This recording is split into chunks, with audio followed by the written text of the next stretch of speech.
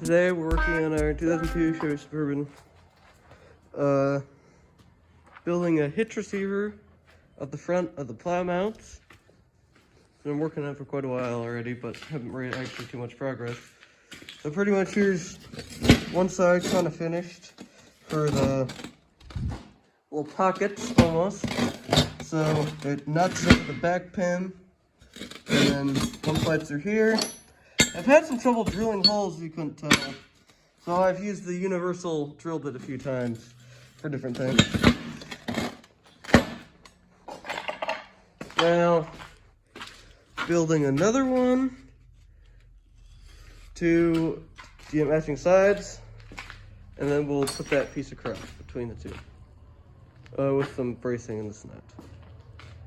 So yeah,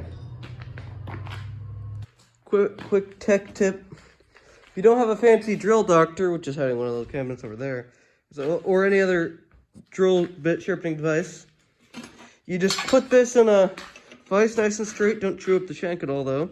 And you just take an angle grinder, and right on those flat spots, you just either increase the angle across or just grind it down some. That's what I did on this one, and yes, it's not. But it does drill fine. So try to get it a little straighter than I did, because it chatters really bad now.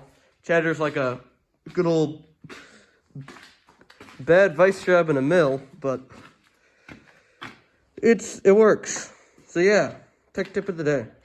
So right now I'm drilling the through hole I'm drilling this hole right here, which is for this pinhole right there, and then that welded pin is where the notch goes over. So yeah, I'll update you after I get these holes drilled.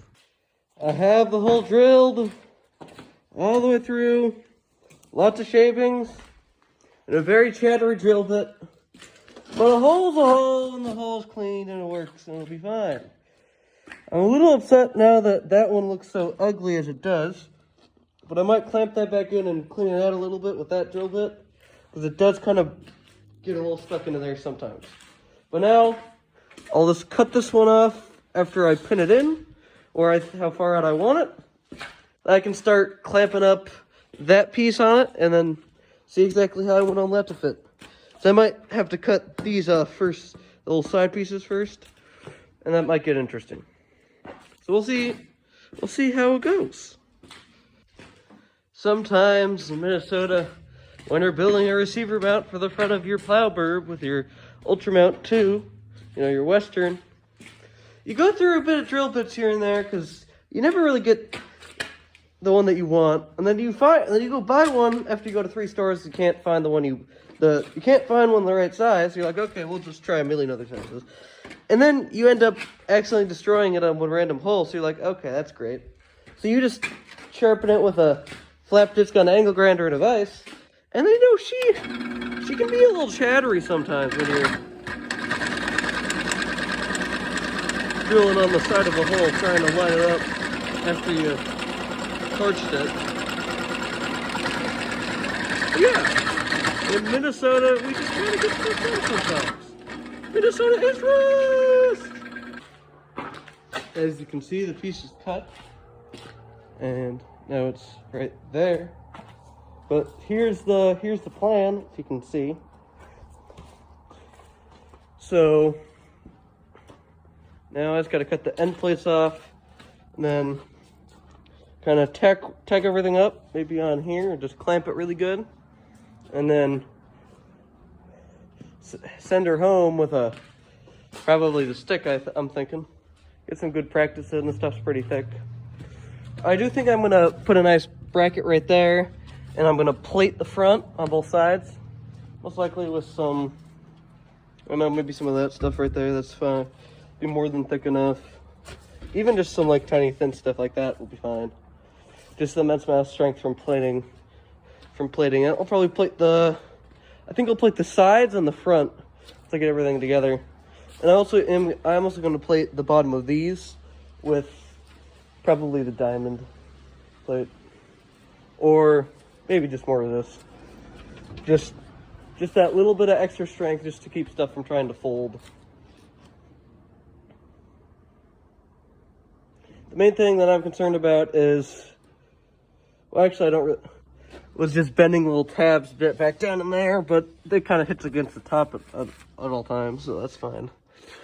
The only thing is, I might build a extra brace that goes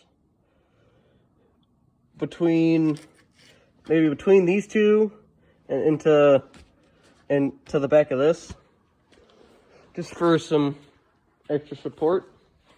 I don't know, that's probably way more than necessary, but I like to not have stuff break.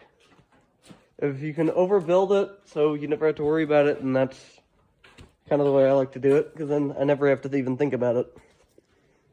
And even if I didn't box any of this and just weld it on exactly how it sits like this, it's still going to be quite strong, because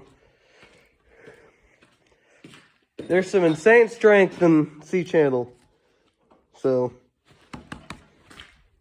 yeah, definitely stronger than whatever these were on the Hitch originally.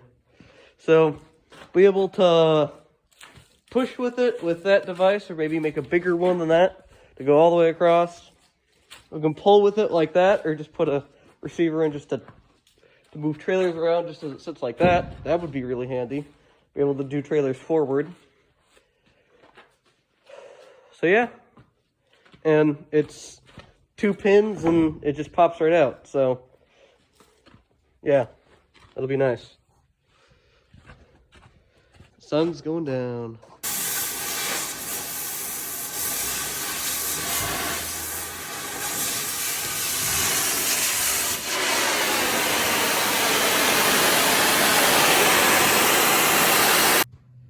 So, it's welded all up on all the sides. Haven't gusted anything or whatever, but it's still really strong right now. I'm not going to worry about getting too much of that done right now. So, as you see, you can put a winch on it. You can put the little push bar on it. You can put a little tow hitch. You can put a little pull-out hitch, and you can put a little ball hitch on there too. You got all the hitches. Sadly, I don't have one of the baskets or whatever. That would have been funny to put one. You'd have one of those on the front and the back, you know, twice the greatness. But I'm wrapping it up for the day because I'm tired. But remember, Minnesota's run.